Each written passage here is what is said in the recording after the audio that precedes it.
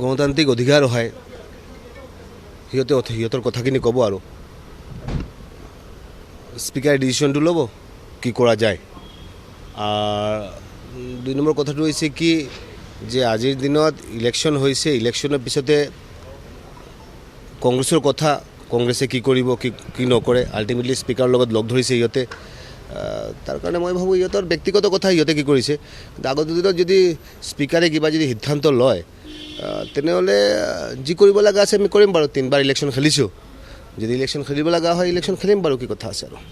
মানে কঠোৰ কংগ্ৰেছৰ পৰা ওলাই যাওক, দলৰ পৰা ওলাই যাওক, এনেকৈ ক'ব নালাগে মই ভাবোঁ আৰু। কাৰণ কংগ্ৰেছ কৰ্মীবিলাকে বেয়া পাব আৰু যদি এনেকৈ কৈ থাকে আৰু যে কংগ্ৰেছৰ গাদ্দাৰ আছে নে নাই তেওঁৰ কথা আৰু। তেওঁ যদি ইমানখিনি জানে।